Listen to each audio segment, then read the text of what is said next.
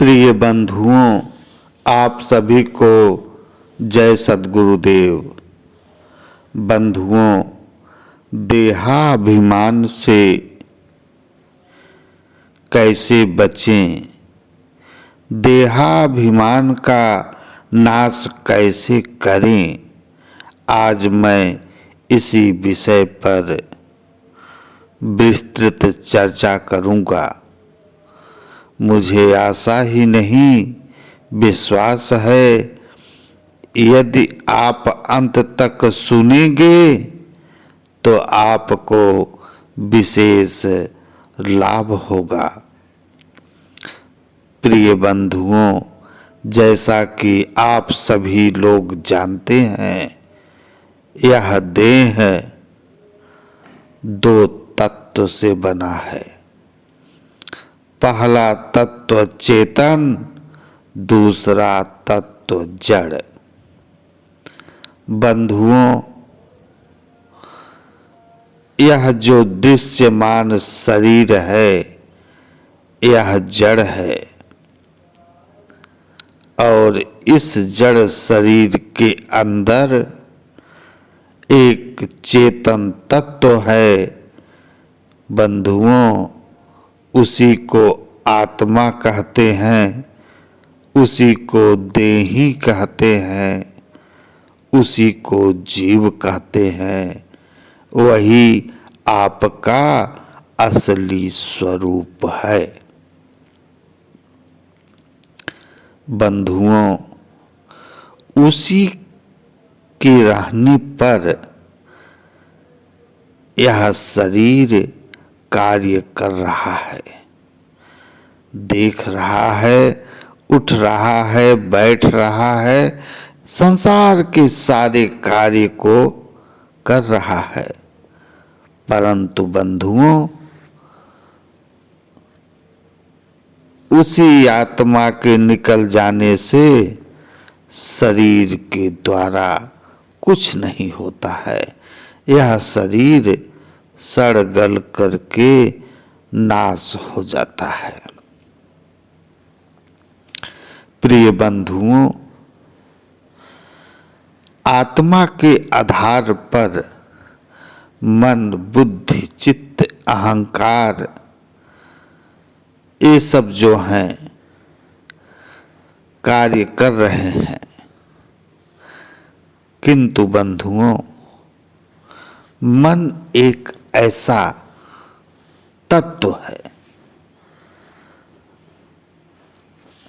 यह अक्षर मंडल से उत्पन्न हुआ है। यह न तो जड़ है न तो चेतन है। बंधुओं, मन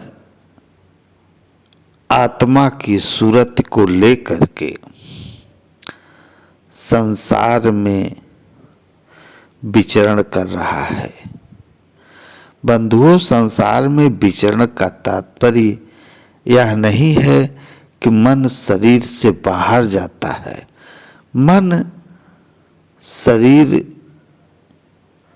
के अंदर ही रहता है, परंतु देखे गए विषयों का चिंतन मंथन करता रहता है। बंधुओं,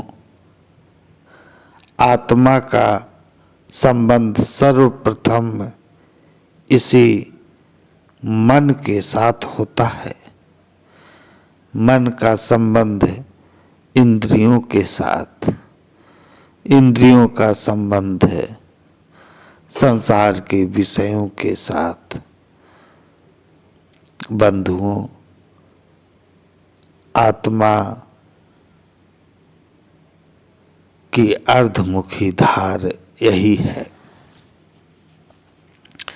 अब आते हैं मुख्य विषय पर।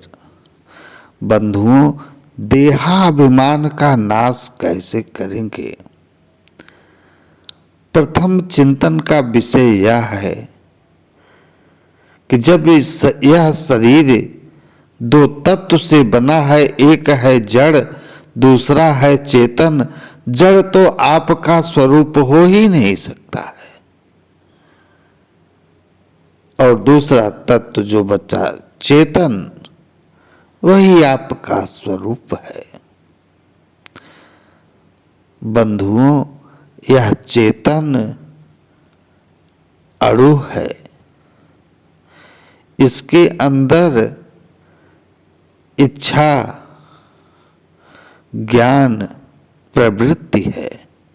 विशुद्ध स्वरूप में बंधुओं, इस आत्मा के अंदर इच्छा, ज्ञान, प्रवृत्ति रहती है।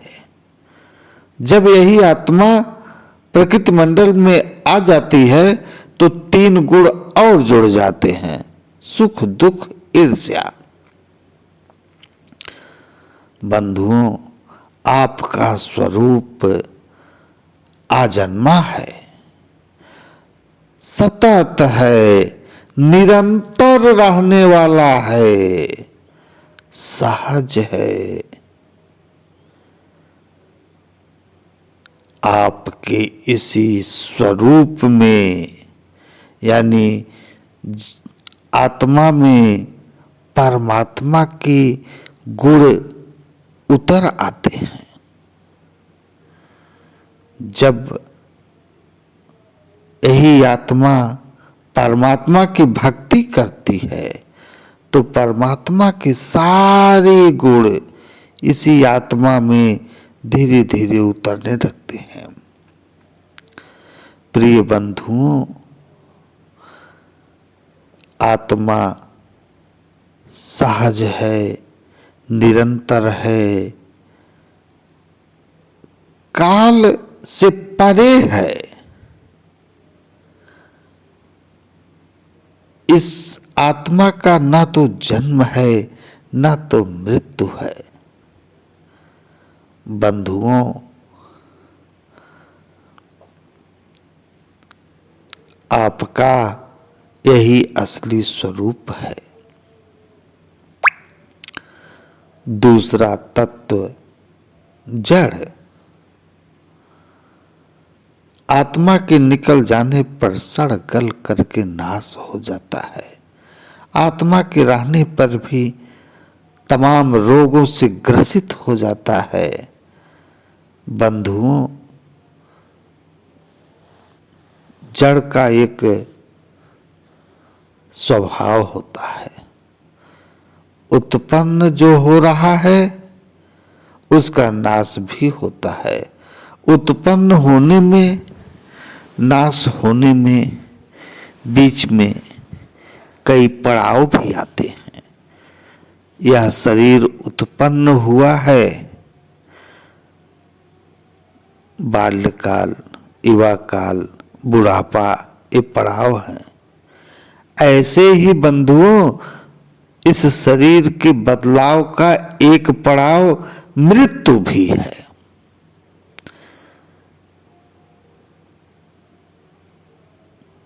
जैसे बाल्यकाल से युवा काल तक पहुंच गए, युवा काल से वृद्धावस्था में आ गए, वृद्धावस्था से मृत्यु, मृत्यु के बाद पुनः कर्मों के अनुसार जन्म लिए बाल्यकाल आया, युवा काल आया, फिर वृद्ध काल आया। ऐसे यह चक्र इस शरीर का चलता रहता है। यह पंच भौतिक तत्व से बना हुआ है और आत्मा इस शरीर के अंदर त्रिगुण भाव को लिए हुए रहती है, सुख दुख का अनुभव करती रहती है और बहुत से कष्टों को झेलती रहती है, क्योंकि बंधुओं, प्रकृति का धर्म दुख है और इसी से छुटकारा पाने के लिए अध्यात्म की आवश्यकता होती है और जीव सतत सुख के लिए प्रयत्न करता रहता है। किंतु उसके जीवन में दुख कहीं ना कहीं से आ ही जा रहा है। बंधुओं, आप अपने असली स्वरूप को पहचानें, उसे जानने का प्रयत्न करें, अध्यात्म के क्षेत्र में चलने का प्रयत्न करें। बंधुओं, धीरे धीरे आप देहाभिमान का नाश कर लेंगे। जय सद्गुरुदेव, जय सद्गुरुदेव।